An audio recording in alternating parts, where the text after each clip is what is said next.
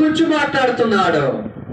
ఎలాగో ఆయన నాటాడట, శ్రేష్టమైన దానిగా, శ్రేష్టమైన ద్రాక్షావల్లి వంటి దానిగా నేను నిన్ను నాటి తిని, కేవలము నిక్కమైన విత్తనములని, ఏంది, నిక్కమైన విత్తనము వలని చెట్టు వంటి దానిగా నిన్ను నాటి తిని, నాకు జాతిహీనపు ద్రాక్షావల్లి వలె నీవెట్లు భ్రష్ట సంతానమైతివి. మళ్ళీ చదువుతాను. శ్రేష్టమైన ద్రాక్షావల్లి వంటి దానిగా. ఎలాగట, మనం పెరట్లో ఎన్నో మొక్కలు నాటుతాం. కొన్ని మొక్కలకి ప్రతిరోజు వాటర్ అందిస్తూ ఉంటాం. ఒకవేళ ఆ మొక్క ఫలించకపోతే మన మనసులో ఏముంటుంది? అరే, ప్రతిరోజు వాటర్ పోయిందేమో, బంగారం లాగా ఫలిస్తుంది, అవునా? చాలా ఆకుపచ్చగా ఉంటుంది. ఇదేంటి, ప్రతిరోజు కష్టం అనుకోకుండా, బాధ అనుకోకుండా వాటర్ అందిస్తున్నా కదా, నీరు పోస్తున్నా కదా, ఇదేంటి ఫలించట్లేదు అని మనకేమవుతుందండి? కోపం వస్తుంది, అవునా? సహోదరులకు కోపం వచ్చిన తర్వాత ఏం చేస్తారు? ఆటోమేటిక్ వాళ్ళు తీసి డస్ట్బిన్లో వేస్తారు, అవునా? అంటే మరి దేవుడిచ్చే వాటర్ చేతే వాటరే పోస్తున్నాం, దేవుడిచ్చే జ్ఞానం చేతే మనం దాన్ని నాటుతున్నాం, అవునా? దేవుడు దాన్ని పెంచేది. మరి ఇవన్నీ చేస్తే దేవుడే, కేవలం మనం నామాత్రంగా పనిచేస్తుందే ఇలాగుంటే మరి సమస్తాన్ని చేసేటి దేవునికి ఎలాగుండాలండి? ఆ చెట్ల కంటే మనల్ని శ్రేష్ఠులుగా ఆయన నిర్మించలేదా? ఆదికాండం 1వ అధ్యాయం ద్వారా దేవుడు ఏం తెలియజేశాడు? మానవుడికి ఏమేం కావాలో వాటన్నిటిని తయారు చేసి సృజించి చెట్టు చివరిగా మానవుని తయారు చేశాడు, అవునా? కాబట్టి మరి శ్రేష్టమైన ద్రాక్షావల్లి వంటి దానిగా నేను నిన్ను నాటి తిని, కేవలము నిక్కమైన అనగా అర్థమైందో తెలుసా? స్వచ్ఛమైన. ఏంటిదంటండి? స్వచ్ఛమైన, ద బెస్ట్ వన్. ఏంటిది? The best one. మనం ఒక షాప్ లోకి పోయి ఏమంటామండి? ఒక షాప్ లో పోయిన తర్వాత ఏమంటాం? ఏమండి, ఇదిగో పలాని వస్తువులో నాకు బెస్ట్ వన్ కావాలండి అంటాం. అంటే ఉదాహరణకు ఒక 100 రూపాయలు వస్తూ ఉంటుంది, 200 వస్తూ ఉంటుంది, 500 వస్తూ ఉంటుంది, 5,000 వస్తూ ఉంటుంది. నాకు రేటుతో సంబంధం లేదండి, ఎంత రేట్ అయినా పర్లేదు, నాకు మంచిది కావాలండి అంటాం. అంటే దానికి అర్థం ఏంటి? ద బెస్ట్ వన్ కోరుతున్నాం అన్నమాట. దేవుడు కూడా మనల్ని ప్రతి ఒక్కరిని, అంటే ఈ లేఖనం ప్రకారము, ఈ మాట ప్రకారము దేవుడు నిన్ను నన్ను ఎలాగ నాటాడంటండి? స్వచ్ఛమైన దానిగా, ద బెస్ట్ వన్ గా నాటాడంట. ఎలాగో స్వచ్ఛమైన దానిగా,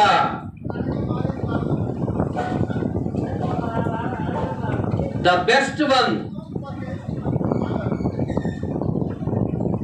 ద బెస్ట్ వన్. కాబట్టి అంత స్వచ్ఛమైన దానిగా మనలను ఆయన నాటినప్పుడు మనం ఎలా ఉండాలంట? కేవలము నిక్కమైన విత్తనము వలన చెట్టు వంటి దానిగా నిన్ను నాటి తిని, నాకు జాతిహీనపు ద్రాక్షావల్లి వలె నీవెట్లు భ్రష్ట సంతానం అయితివి. ఏంటిది? మనం ద బెస్ట్ వన్గా మనలో ఆయన నాటితే మనం ఎలాగ ఫలిస్తున్నామంట?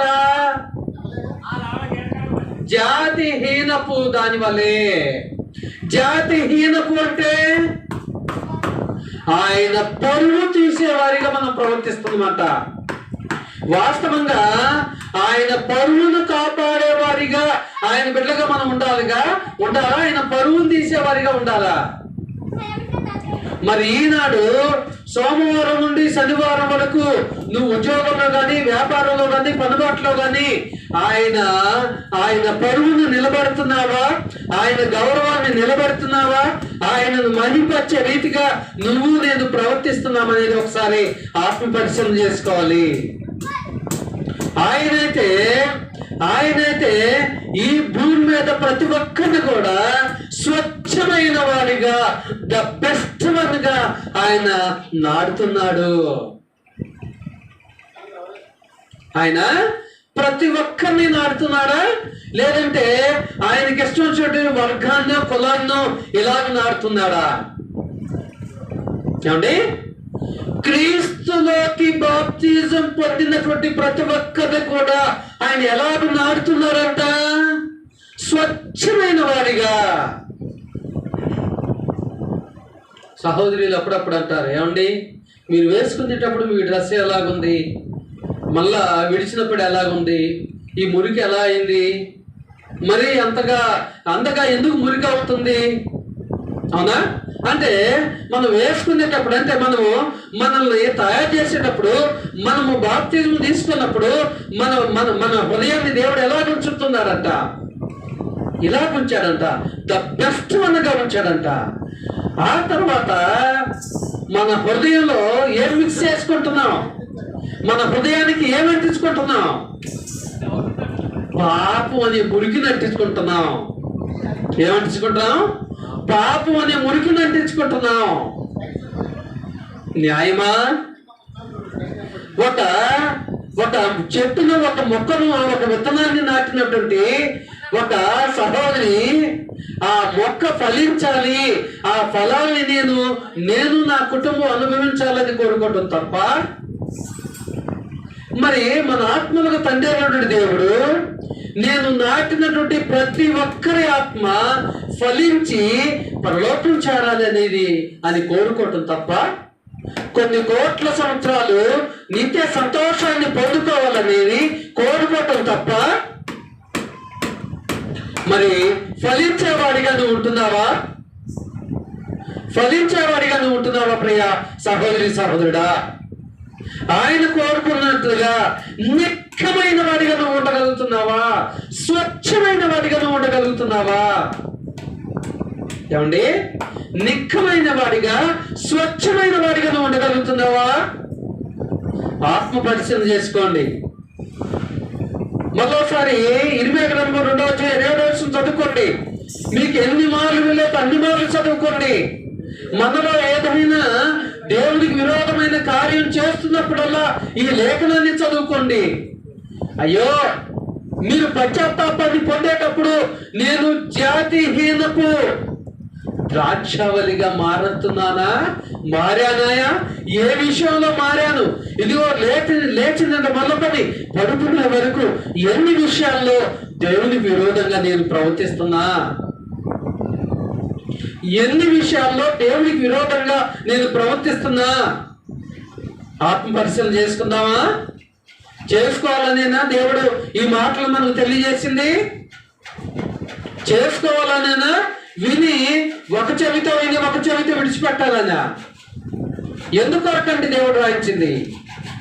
కాబట్టి ప్రియ సహోదరి సహోదరుడా, ఆయనైతే ఫలాలు ఫలించాలని. అయితే పాత నిబంధనలో ఉన్నటువంటి ఇజ్రాయిలులకు దేవుడు ఏమిచ్చాడు? ద బెస్ట్ వన్ ఇచ్చాడు. అవునా? అంటే ద బెస్ట్ వన్ ఎలాగిచ్చాడో చెప్పనా? ఎలాగిచ్చాడండి ద బెస్ట్ వన్ అని మీరు అడిగితే, మొట్టమొదటి ఆదాము నుండి మానవుడు దేవుడికి విరోధంగా పాపం చేసి దేవుడి నుండి దూరమయ్యాడు. అవునా? తన భార్య మాటలు విని. ఆ తర్వాత ఆ మానవుడిని దేవుడు రక్షించడానికి ఏదైతే మానవుడితో దేవునికి సహవాసం కోల్పోయిందో ఆ సహవాసాన్ని మరలా నెలకొల్పడానికి దేవుడు ఎవరైనా పంపించాడు తెలుసా? ఇజ్రాయేల్ కొరకు ఎవరిని పంపించాడండి? మొట్టమొదటిగా ఎవరిని పంపించాడు? నాయకుల్ని. ఎవరు? మోషే, అహరోను, యెహోషువ. మోషే తర్వాత నాయకుల తర్వాత ఎవరు? న్యాయాధిపతులు. ఎవరు? ఒక న్యాయాధిపతి పేరు చెప్పండి. గిద్యోను. అవునా? ఆ తర్వాత న్యాయాధిపతులు, ఆ తర్వాత రాజులు. రాజులు అంటే సౌలు, దావీదు, సొలొమోను. రాజుల తర్వాత ప్రవక్తలు.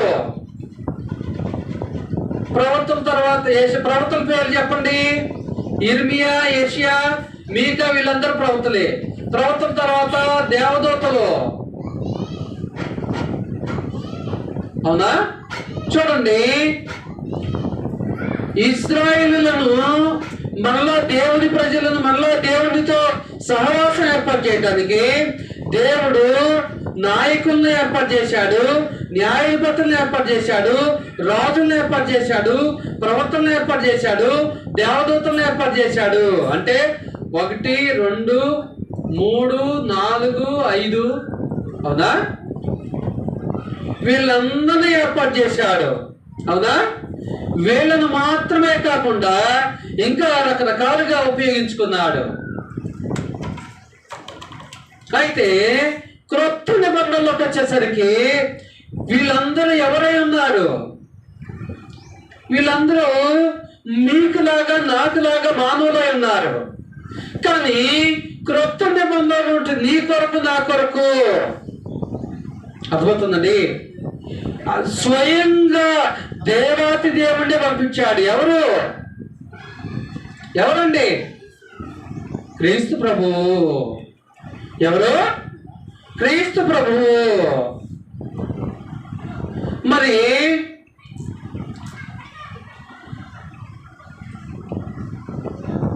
క్రీస్తు ప్రభు అంటే ఇక ఈయన కంటే బెస్ట్ ఎవరైనా ఉన్నారా? ఆయన కంటే బెస్ట్ ఎవరైనా ఉన్నారా? మరి బెస్ట్ లేనప్పుడు ఇప్పుడు మనం ఫలించే స్థితి నాటి ఇజ్రాయెల్ కంటే దౌర్భాగ్యమైన స్థితికి ఉన్నదా లేదా? నేడు ఎంతమంది క్రైస్తవులు ప్రతి ఆదివారమున క్రమం తప్పకుండా దేవుణ్ణి ఆరాధిస్తున్నారు? బాప్తిజం తీసుకొని మారు మనసు పొంది, అయా ఇక నుంచి నేను నీ కొరకు జీవిస్తాను అని ఎంతమంది మాట ఇచ్చి ఆ మాట మీద నిలబడే వారిగా ఉంటున్నారు? ఎంతమంది క్రైస్తవులు అండి? సుమారుగా భారతదేశంలో 150 కోట్ల మంది జనాభా అనుకుంటే 50 కోట్ల మంది క్రైస్తవులు ఉన్నారు అనుకుంటే 50 కోట్ల మందిలో ఎంతమంది ప్రతి ఆదివారమున క్రమం తప్పకుండా దేవుణ్ణి ఆరాధిస్తున్నారంటే, నేను ఒక గృహానికి వెళ్తే ఒక సహోదరుడు చెప్తున్నాడు, బ్రదరు ఇప్పుడు మీరు చెప్పిన దాకా ప్రతి ఆదివారమున ప్రభురాత్రి భోజనం తీసుకోవాలని నాకు తెలీదు. నేను దాదాపుగా 20 సంవత్సరాలు పైబడి నుంచే దేవుని సన్నిధికి వెళుతున్నానని చెప్తున్నాడు. నిజమా కదా? అంటే ప్రతి ఆదివారమున దేవుణ్ణి ఆరాధించాలనే ఆ ఆజ్ఞను సుమారుగా 50 కోట్ల మంది క్రైస్తవులు ఉన్నారనుకుంటే దానిలో వీళ్ళు 5,000 మంది అయినా దేవుణ్ణి ప్రతి ఆదివారం ఆరాధిస్తున్నారంటే డౌటే. కాబట్టి 50 కోట్ల ఏడా, 5,000 ఏడా? మరి ఇక్కడే ఈ ఒక్క విషయంలోనే మనం వ్యభిచారం జోలికొద్దు, మోసం కానీ అన్యాయం కానీ వేడి జోలికి వెళ్ళొద్దు. ప్రతి ఆదివారం దేవుని ఆరాధించేవారు ఎంతమంది ఉన్నారనే దాన్ని బట్టే ఈ శ్రేష్టమైనటువంటి క్రీస్తును మన కొరకు పంపించినప్పుడు మనం ఎంతగా ఫలిస్తున్నామనేది దాన్ని బట్టి అర్థమవుతుంది ప్రియ సహోదరి సహోదరుడా. కాబట్టి క్రీస్తు నిజమైన ద్రాక్షబలి. ఇది చూడండి, పాత నిబంధనకి క్రొత్త నిబంధనకి వ్యత్యాసం చెప్తాను. పాత నిబంధనలో ఉన్న ఇజ్రాయేలులను ద్రాక్షావళితో పోల్చబడ్డారు వాళ్ళు. మనమేమో ఆ ద్రాక్షావళిగానే ఉన్నాం. అవునా? ఇజ్రాయేలు ఒక జంతువు మాంసాన్ని శరీరాన్ని తిన్నారు. మనం దేని పూజిస్తున్నాం ప్రతి ఆదివారం? ఈయన శరీరాన్ని. అంటే ఈయన జంతువా? రక్షకుడు, దేవుడు, విమోచకుడు. అంటే మనం ఎంత శ్రేష్ఠులుగా దేవుడు చూస్తున్నాడు. అవునా? కొంతమంది పిల్లలకి అంటాం కదా, ఏ విషయంలో తక్కువ చేశా నీకు, ఎందుకొరకు నువ్వు చదవలేకపోతున్నావు? అవునా? ఇదిగో ఈ విషయంలోని మనం ఎన్ని విషయాలు ఉదాహరిస్తూ ఉంటాం మన పిల్లలకు, ఎంత బాధపడుతూ ఉంటాం. మరి దేవుడు ఆ బాధపడ్డా? కాబట్టి ప్రియ సహోదరి సహోదరుడా, క్రొత్త నిబంధనలో క్రీస్తే నిజమైన ద్రాక్షావళిగా మనకు వచ్చాడు. కానాను వివాహంలో దేవుడు ఏం చేశాడు? చిట్ట చివరిగా మంచిదాన్ని బయటికి తీశాడంట. ఏంటిది? చిట్ట చివరిగా. అంటే దేవుడు అనేక మంది ద్వారా మనుషులు రక్షించాలని చూసిండు. చిట్ట చివరిగా తన అద్వితీయ కుమారుణ్ణి భూమి మీద పంపాడు. కాబట్టి క్రీస్తు నిజమైన ద్రాక్షావళి. ఎవరు? క్రీస్తు నిజమైన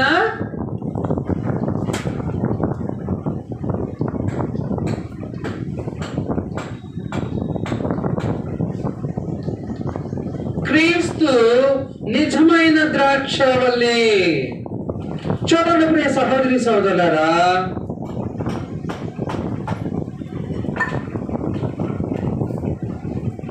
మనము ఫలమును ఫలించాలంటే, దేవుడి కొరకు ఫలమును ఫలించాలంటే క్రీస్తు ద్వారా మాత్రమే సాధ్యము. ఎవరి ద్వారా అండి?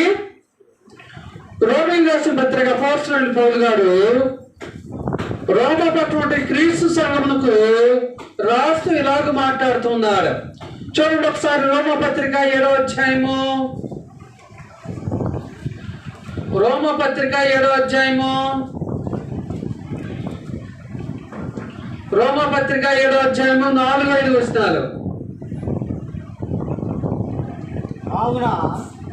చదవండి. కావున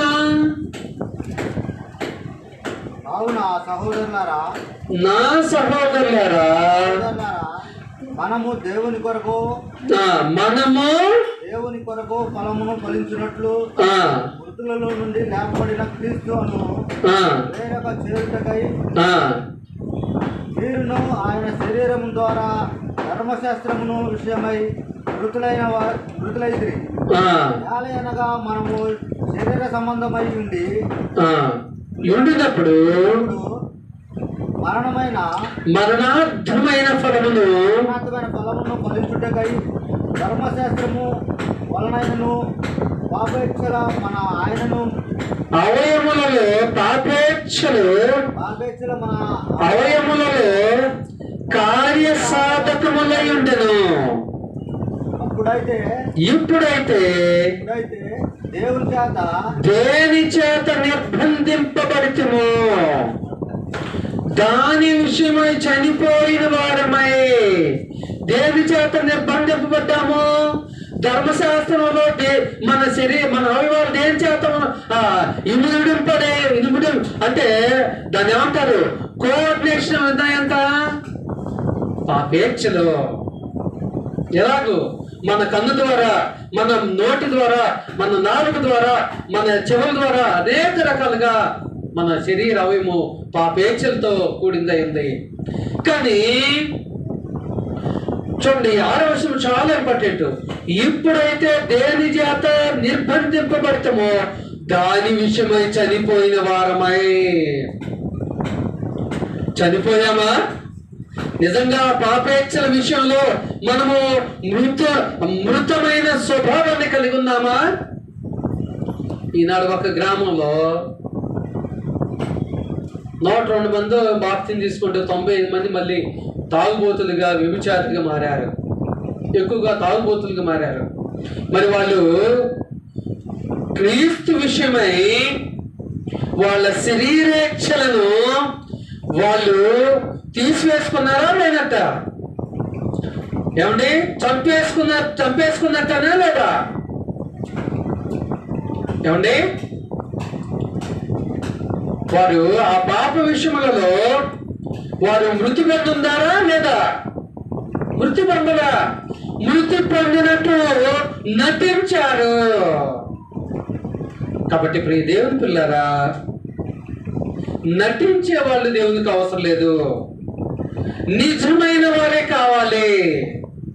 ఒక రైతుకు ఒక 10 బస్తాలు కాదు కదా, 1 బస్తా అయినా సంతోషపడతారు నిజమైన గింజ ఉంటే. తాడు గింజ 100 బస్తాలు ఉన్నా కూడా తన పొలంలోని విడిచిపెడతాడు. ఎందుకొరకు? దానివల్ల ఎటువంటి ప్రయోజనం లేదని. కాబట్టి ఏ ధర్మశాస్త్రం వలనైతే ఒక వ్యక్తికి సంపూర్ణ రక్షణ లేదని క్రీస్తు అనే వేరొక ఆయన వద్దకు వచ్చినాం. ఎవరైనా క్రీస్తు అనే వేరొక పురుషుణ్ణి చేరాం. మనం చేరిన తర్వాత ఇప్పుడు ఆయనలో పాపం ఉంటే మనం కూడా పాప స్థితిని కలిగి ఉంటామో తప్పలేదు. మరి ఆయనలో ఏ పాపం లేదుగా. మరి ఆయనను వెంబడిస్తున్నామని చెప్పుకునే మనం ఎలాగూ పాప స్థితిని కలిగి ఉంటాము? పోనీ మనం ఫలించడానికి క్రీస్తు కాకుండా వేరే ఎవరి ద్వారా ఫలించే అవకాశం ఉందా? ఏమండి, మనం పరలోకం చేరాలంటే తండ్రి అయిన దేవుడు ఆయన ప్రణాళిక ఏమైంది? క్రీస్తు ద్వారా, క్రీస్తు కట్టిన సంఘము ద్వారా మనం పరలోకానికి వెళ్ళాలి. అంటే క్రీస్తు కట్టిన సంఘములో ఉండాలి. క్రీస్తు కట్టిన సంఘంలో ఉండి మనుష్యానుసారంగా ప్రవర్తిస్తే పరలోకాన్ని చేస్తామా? కాదు. ప్రతిదీ కూడా దేవుని ఇష్టానుసారంగానే మనం ప్రవర్తించాలి. ప్రతిదీ కూడా దేవునికి ఇష్టమైన రీతిగానే మనం ప్రవర్తించాలి. అవునా? మరి అలాగ మనం ప్రవర్తించగలుగుతున్నామా లేదనేది ఒకసారి ఆత్మపరిశీలన చేసుకోవాలి. ఇంకా సువార్త ద్వారా ఫలములు ఫలించాలని దేవుడు కోరుతున్నాడు. దేని ద్వారా? సువార్త ద్వారా. సువార్త ద్వారా అంటే ఈ భూమి మీద నీవు నేను క్రైస్తవుడికి ఎలాగ మార్చబడ్డాము? ఏమండి, మా ఇంట్లో నాకు ఇంత ఆస్తి ఉంది, ఇదిగో నా ఆస్తిలో కొద్ది భాగాన్ని ఇస్తానంటే మీరు దేవుని సన్నిధికి వస్తున్నారా? ఏమండి, క్రైస్తవులుగా మారుతున్నారా? దేని వలన మీరు క్రైస్తవులుగా మారుతున్నారు? సువార్త వలన. చూడండి, కొలస్సీ పత్రిక 1వ అధ్యాయం 6వ వచనము. అపోస్తలుడైన పౌలు గారు కొలస్సీ పట్టణం క్రీస్తు సంఘానికి రాస్తూ ఈ మాటను తెలియజేస్తున్నాడు. కొలస్సీ రాసిన పత్రిక 1వ అధ్యాయం 6వ వచనాన్ని గమనించండి. ఈ సువార్త సర్వలోకంలో ఫలించుచు. మళ్ళీ ఒకసారి చదవండి పెద్దగా. ఈ సువార్త సర్వలోకంలో ఫలించుచు. ఎక్కడ ఫలించాలంటండి? ఫలించాలంటే నేనేం చేయాలి? విన్నా, నేను అంగీకరించా, నేను మారు మనసు పడ్డా, బాప్తిని తీసుకొని ఇంట్లో పడుకోవాలా? నేనేం చేయాలండి? సర్వలోకానికి ఆ సువార్తను చేర్చాలి. ప్రతి మనుష్యుని వద్దకు దాన్ని తీసుకువెళ్ళాలా లేదా? ఇప్పుడు చదవండి. వ్యాపించినట్లుగా మీరు దేవుని కృపను గురించి విని సత్యముగా గ్రహించిన నాటి నుండి మీలో సహితము ఫలించుచు వ్యాపించుచున్నది. సత్యముగా అంటే యోహాను సువార్త 17 ప్రకారము సత్యమందు వారిని ప్రతిష్ఠ చేయడి నీ వాక్యమే. మనం ఎవరికైనా వాక్యాన్ని ప్రకటించడానికి వెళ్ళినప్పుడు మనం ఎంత బలంగా చెప్పగలము? ఎందుకని అవతల ఉన్నటువంటి వాళ్ళు ఎంత బలవంతులైనా, ఎంత ధనవంతులైనా, ఎంత పేరు ప్రఖ్యాతులు గల వారైనా మన దగ్గర నుండి ఆయుధమైంది పరిశుద్ధ గ్రంథ లేఖనము. అవునా? ఇదిగో మేము ఈ లేఖనం ప్రకారము మాట్లాడుతున్నామని బలబుద్ధి చెప్తాము. ఇలా చెప్తాము, బలబుద్ధి చెప్తాము. ఎందుకంటే లేఖనాన్ని వక్రీకరించి మాట్లాడితే సహించలేము నిజంగా సత్య సంబంధులైతే. అవునా? మొన్న చిలకలు వెళితే నైట్ 11:15 ఏమైంది. అక్కడే లేఖనాలను వక్రీకరించి మాట్లాడుతున్నారు. మరలో 30 సంవత్సరాల నుంచి క్రైస్తవులుగా బ్రతుకుతున్నారు. కానీ లేఖనాలను దేవుడి కంటే వీళ్ళే పరలోకాన్ని ఇచ్చేట్టుగా మాట్లాడుతున్నారు. కాబట్టి ప్రియ సహోదరి సహోదరులారా, మళ్ళొకసారి మనం చదువుకున్నట్లయితే ఈ సువార్త సర్వలోకములో ఫలించుచు. ఎక్కడ ఫలించాలంట? ఆ సర్వలోకానికి తీసుకువెళ్ళే బాధ్యతను దేవుడు మనందరి భుజములపై పెట్టింది. మరి మన భుజములపై పెట్టిన బాధ్యతను ఎంత మట్టుకు మనము గ్రహించుకునే వారిగా ఉంటున్నాము, నిర్వహించే వారిగా ఉంటున్నాము? ఏమండి? ఎంత మట్టుకు ఆ బాధ్యతను నెరవేర్చే వారిగా ఉంటున్నాము? నెరవేర్చాలో అవసరం లేదండి. ఎప్పుడెప్పుడు నెరవేర్చాలి చెప్పండి నాకు. ఆ సువార్త వ్యాప్తి చేసే విషయంలో ఎప్పుడెప్పుడు నెరవేర్చాలి? నేను మంచి ఉద్యోగం చేసుకొని బాగా సంపాదించి, నా పిల్లలకు బాగా సంపాదించి వృద్ధాప్య స్థితి వచ్చినప్పుడు, నేను కదలలేని స్థితిలో ఉండి కర్ర చేతిలో పట్టుకొని ఉన్నప్పుడు వెళ్ళి సువార్త ప్రకటించాలా? ఏమండి? ఎప్పుడు సువార్త ప్రకటించాలి?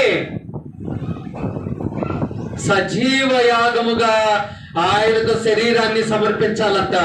సజీవ యాగముగా అంటే ఈ వయసులో మెట్లు ఎలా ఎక్కుతాము? ఒక 50 సంవత్సరాలు వచ్చిన తర్వాత ఎలా ఎక్కుతాము? ఒక 60 సంవత్సరాలు వచ్చిన తర్వాత ఎలా ఎక్కుతాము? ఎక్కగలమా? యాక్టివ్గా ఎక్కగలమా? అవునా?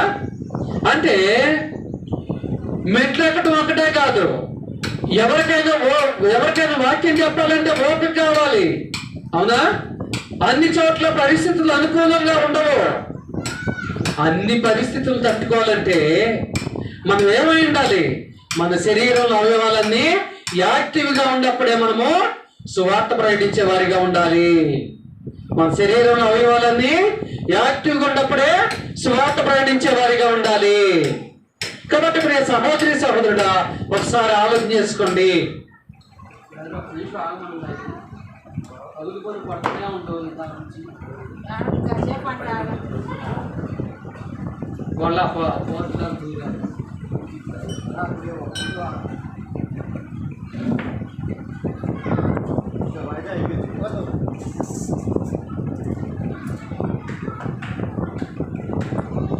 ఈ సువార్త సర్వలోకంలో ఫలించుచు వ్యాపించుచున్నట్లుగా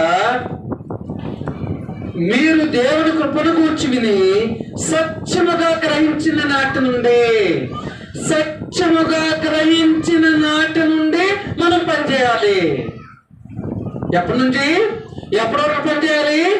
ఈ శరీరంలో మన ప్రాణం పోతుందన్న ఒక సెకండ్ ముందు వరకు కూడా ఖచ్చితంగా మనం పనిచేయాలి. అలాగ పనిచేయగలుగుతున్నామా?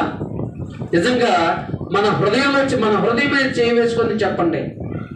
మీలో సహితము ఫలించుచు వ్యాపించుచున్నది.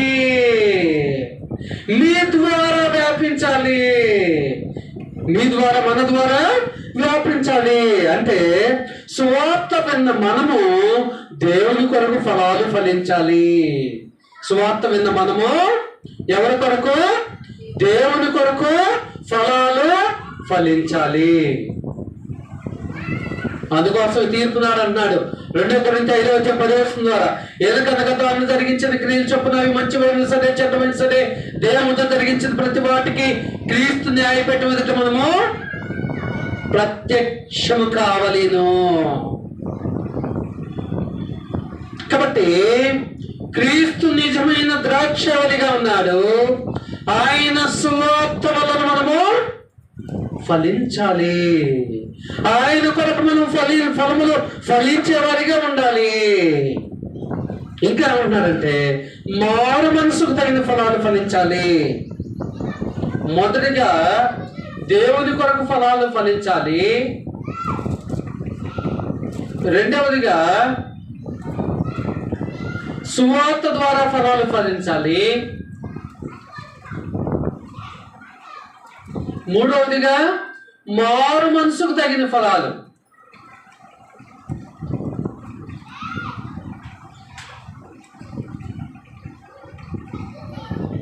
మారు మనసుకు తగిన ఫలాలు అంటే ఏంటండి? అన్యాయము, అబద్ధము, మోసము, వ్యభిచారము. అవునా? ఇదేనా? ఏమండి? మారు మనసుకు తగిన ఫలాలు అంటే ఏంటండి? ఇవేనా? అన్యాయం చేయటం, అబద్ధాలు ఆడటం, మోసం చేయటం, వ్యభిచారం లేదంటే జాగ్రత్తం చేయటం, ఇవేనా? చాలా మంది ఇవే అనుకుంటున్నారు. ఇంకోటి ఉంది, త్రాగుట,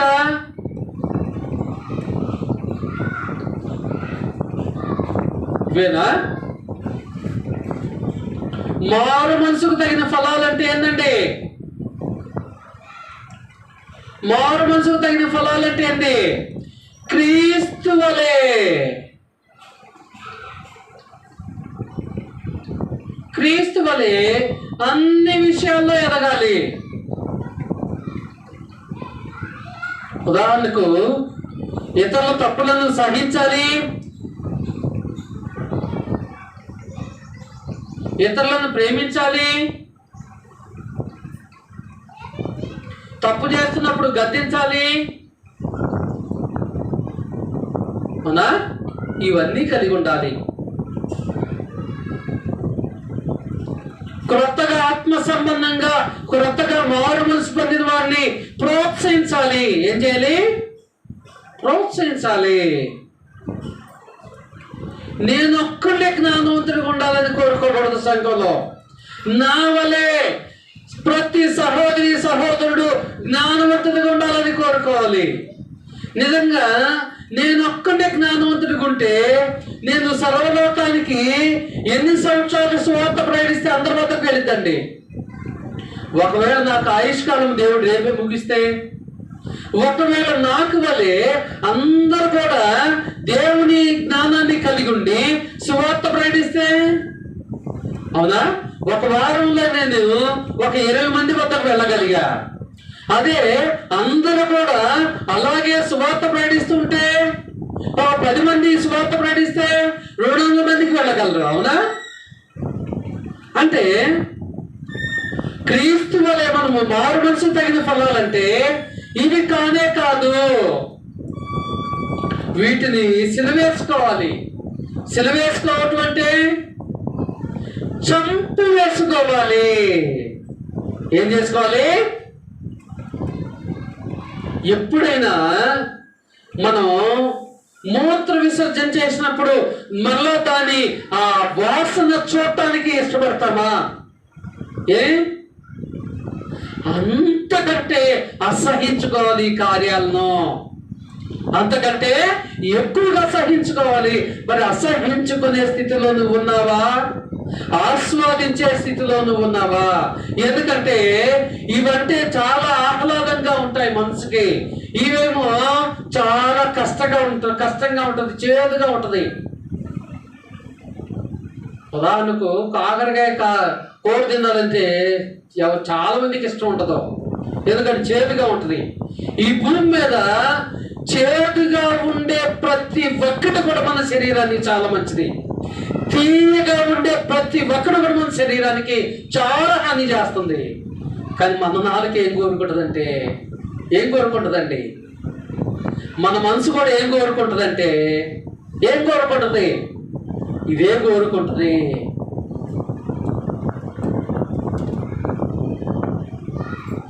చూడండి, మనకు నచ్చిన కూరప్పుడు కడుపు నిండా భుజిస్తాము, నచ్చని కూరప్పుడు ఏం చేస్తాం? కొంచెం తిని ముగిస్తాం. కాబట్టి మారు మనసుగా అప్పటి వరకు నువ్వు కలిగి ఉన్న మనస్సును ఎప్పుడైతే నువ్వు మార్చుకున్నావో అప్పుడు దానికి తగిన ఫలాలు ఫలించాలి.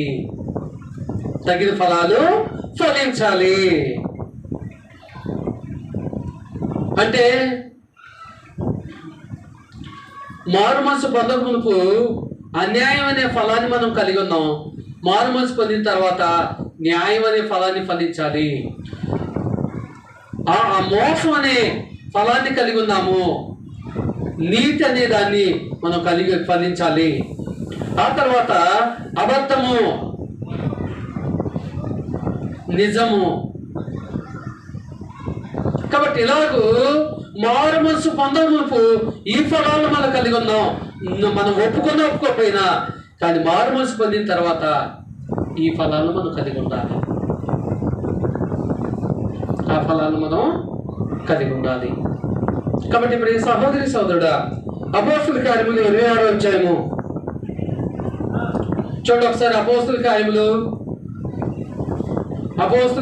26వ అధ్యాయము 20వ వచనం. అపోస్తుల కార్యములు 26:20.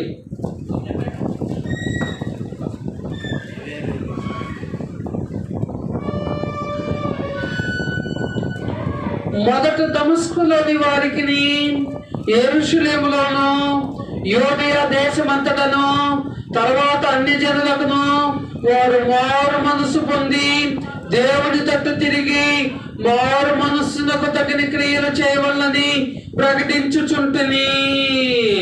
ఎవరు మాట్లాడేది ఇక్కడ? పౌలు గారు మాట్లాడుతున్నాడు. ఏమని? మొదట దమస్కులోని వారికిని, యెరూషలేములోను, యూదయ దేశమంతటను, తర్వాత అన్ని జనులకును. అంటే అక్కడ నుండి అన్ని ఏరియాలకు ఈయన తిరిగి ఏమని ప్రకటిస్తున్నాడంట? ఇదిగో క్రైస్తవులు, మీరు క్రైస్తవులుగా రండి, ఇదిగో మా చర్చికి రండి, 2 స్టైల్ బిల్డింగ్ చేస్తారు, మా చర్చికి రండి, కారు కొట్టారు, మా చర్చికి రండి, మీ ఇంట్లో ఆ సమస్యలన్నీ పోతాయి, మా చర్చికి రండి, నీ ఒంట్లో రోగం పోతాయి, మా చర్చికి రండి అన్ని చెప్పాడా? ఏమండి? రోమాలో కట్టాడు, కొరింథీలో కట్టాడు, గల్తీలో కట్టాడు, కొలస్సీలో కట్టాడు, ఫిలిప్పిలో కట్టాడు, కొరింథీలో కట్టాడు. అవునా? ఫిలిప్పిలో కట్టాడు, తెస్సలోనికలో కట్టాడు. ఎన్ని సంఘాలు కట్టాడండి ఆయన? ఒక్క సంఘానికైనా ఆయన పేరు పెట్టుకున్నారా?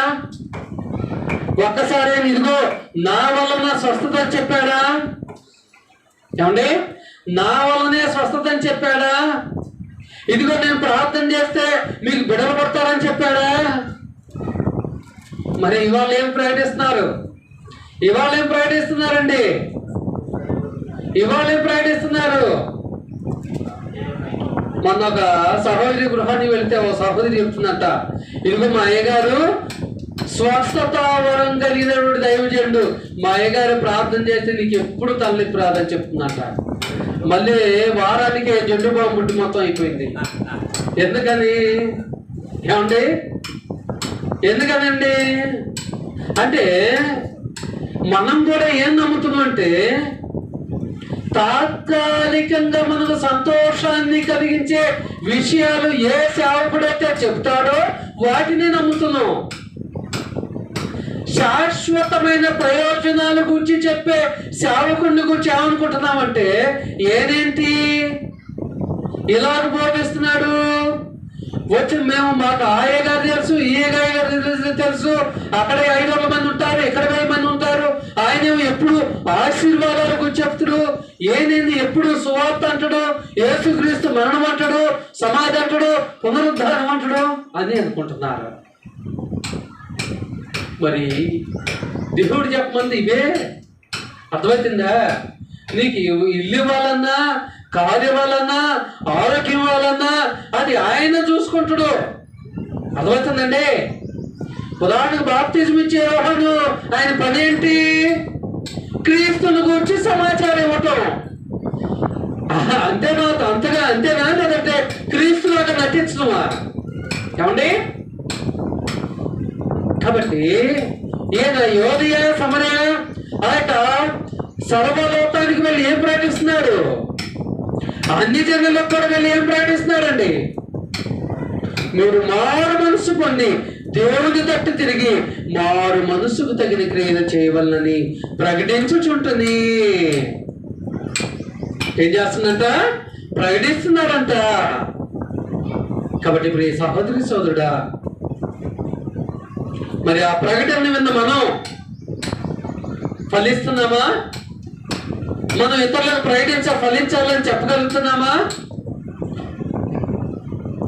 పౌలు గారు దమస్కులోకి వెళ్ళాడు, యోనియా దేశం అంతటా వెళ్ళాడు, అవునా? అన్ని జనులందరికీ వెళ్ళి స్వార్థ ప్రకటించాడు. ఈనాడు మనము మన బంధువులకి, స్నేహితులకి, తెలిసిన వారికి, ఉద్యోగులు మన తోటి ఉద్యోగులకు, వ్యాపారం మన తోటి వ్యాపారులకు, పదుబాట్లు మన తోటి వారికి మారు మనసు గురించి చెప్పేవారిగా ఉంటున్నామా?